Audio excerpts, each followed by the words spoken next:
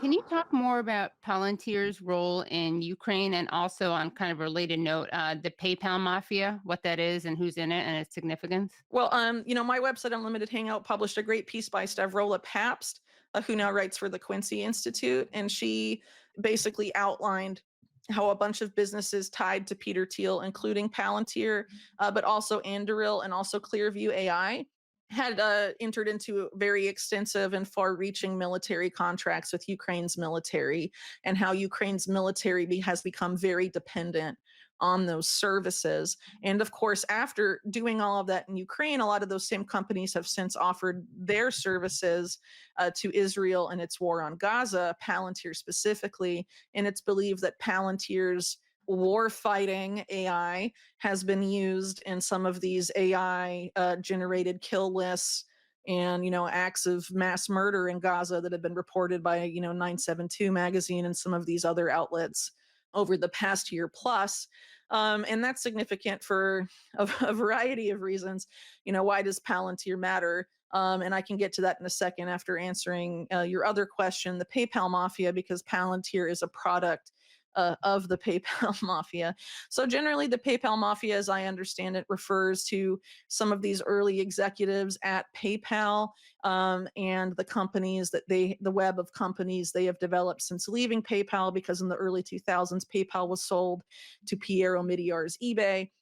And a lot of the original co-founders of PayPal, the most famous of which would be Peter Thiel and Elon Musk, but there's others like Ken Howery and Max Levchin and Reid Hoffman and David Sachs, who's now the crypto czar, figures like that come out of this network and were part of early pre-eBay acquisition PayPal, and then went on to create a lot of these other companies. And I would argue, probably the most central figure in all of that is Peter Thiel, because a lot of these other figures sort of radiate around him. And Elon Musk was also sort of more of a latecomer to the PayPal Mafia, because his company X merged with Confinity to create PayPal, but Confinity is really the nexus that led to PayPal more than Elon Musk's X.com. So what's notable, though, in that context is that PayPal, from its earliest days in Confinity, when they were setting up, they consulted, according to, I believe Max Levchin is the source for this, but with every three-letter agency that would talk to them about how to build their business. So a very early interest from the earliest days of PayPal in being direct collaborators with the national security state. And also, this is something that happens in the late 90s also with eBay to a significant extent, which is noted in Yasha Levine's book, Surveillance Valley, which is could not recommend more. He's great, and we've Um, had him on. He's great, yeah. yeah, totally. And unfortunately, a lot of people act like the research and surveillance valley is suddenly now theirs and don't cite him. It's unfortunate. But yes, his book is great. So basically, after PayPal, Palantir, where does that come out of? Well, it was originally PayPal's anti fraud algorithm. And then around the time this post 9/11 surveillance operation called Total Information Awareness, which was housed at DARPA, was running into problems with Congress and was about to be defunded. Alex Karp and Peter Thiel come to the people that were running Total Information Awareness and basically offer them Palantir as a vehicle to privatize Total Information Awareness. And the person that connected them connected, the TIA, the Total Information Awareness team, with the early Palantir people, Thiel and Karp, was Richard Pearl, who is a notorious neoconservative figure, architect of the Iraq War, wrote the Clean Break document for Netanyahu when he first became prime minister of Israel, telling him that there needed to be regime change in Iraq and Syria, among other things. Very controversial figure. And so basically, Total Information Awareness, even though it was defunded by Congress, continued under the name Palantir for all intents and purposes, and with intimate involvement from the CIA. And so Palantir, their first client for the first 3 years of their existence as a company, it was the CIA. Their earliest funder, aside from Peter Thiel himself, the CIA's NQTEL, Developers from Palantir went to CIA headquarters in Langley, Virginia every 2 weeks for several years, having the CIA guide their product.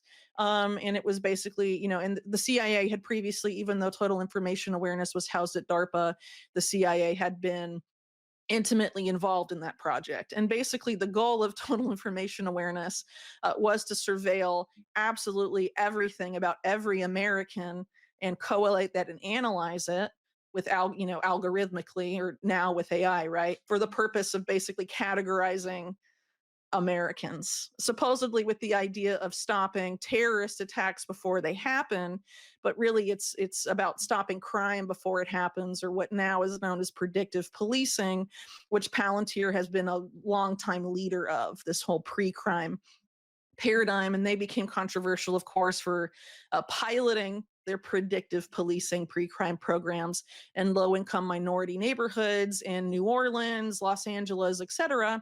And a lot of these algorithms, including Palantir's, are notoriously inaccurate. So the one that LAPD started using after Palantir, called Predpol, was found through an investigation to be less than 0.5% accurate in determining who would commit crimes or not. So it's the ultimate, algorithm to prison pipeline for people.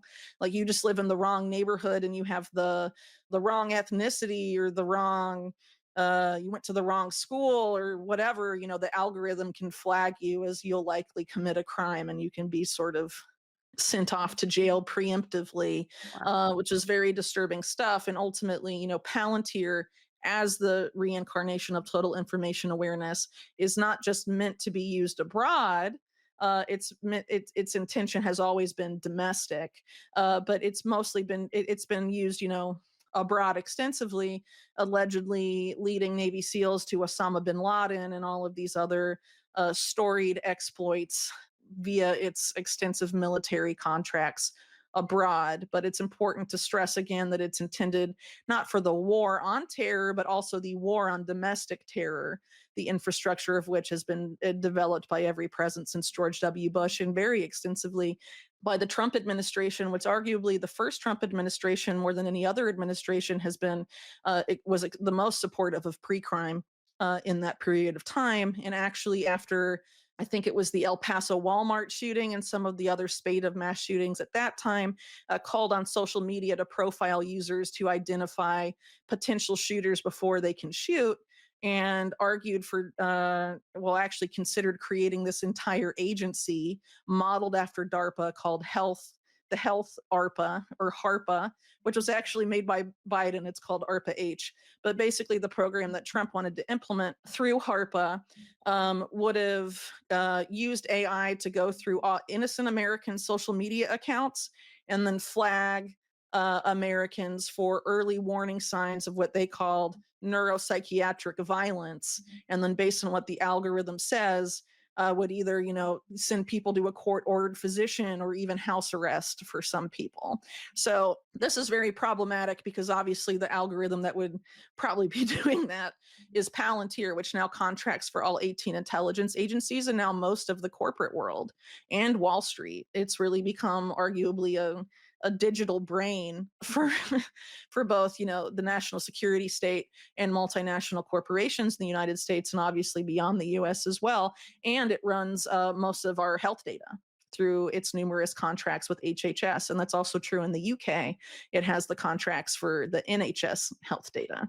So the fact that they could, have the intention to exploit mental health for the purposes of pre-crime, it's very problematic. They have access to so many people's healthcare data and, social media, anything that's public about you, your finances. They suck all of that up like a Hoover, and make it searchable for the national security community. And they also are known to label people as subversive based on what is sucked up about you. So it is definitely not a friendly program. It is not America First or pro liberty or any of this messaging that they've tried to stamp on it. It's really the incarnation of the worst impulses of the neoconservatives from the Reagan Bush era, and is sort of being framed as, great and efficient and all of this stuff. And unfortunately, our current vice president, JD Vance, his entire political career owes itself to the man that created Palantir, Peter Thiel.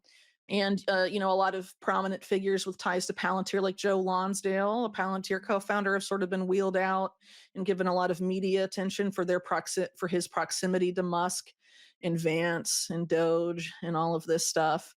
And a lot of these figures are have engaged in very dubious activities with the national security state, which you think, the Trump's base, which is so concerned about quote unquote deep state influence, would be concerned about Palantir's presence here, since nothing typifies the so-called deep state more than them as a company. It's also, but going back to the PayPal mafia, it's not just Palantir. There's a lot of other companies that have sort of come out of that nexus that are very important to the national security community.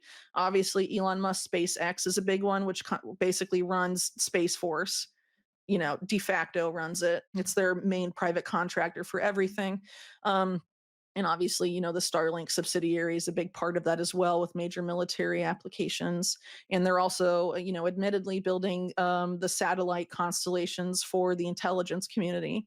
They won't say which agencies, but presumably the CIA, because why else would you not want that publicly reported? But a lot of extensive national security ties here. And that should be really concerning for people that are worried about mass surveillance, because it's not just oh, I'm not doing anything wrong, so who cares if they're looking at me. When you add the element of this predictive policing, pre-crime, all of that kind of stuff that all of this is intimately tied to, and then Trump's previous willingness to entertain those ideas, it doesn't really matter if you're not doing anything wrong. What ultimately matters is if the algorithm thinks you might do something wrong in the future, and how do you defend yourself against that. So this is why I've been a pretty big critic of a lot of these figures in governance, because I don't think they're really interested in liberty. I think they're more interested in government by algorithm, and ultimately the algorithms that are most important to the government right now are run by these people. Yeah, it's like a rebranding, right? Or it's a different kind of corruption and control.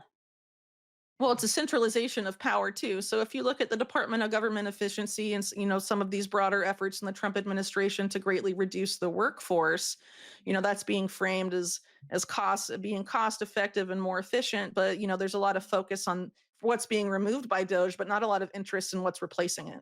Right. So if you Right. fire tens of thousands of employees from the government, what are you replacing them with? Well, it's very clear the ambition is to replace them with artificial intelligence.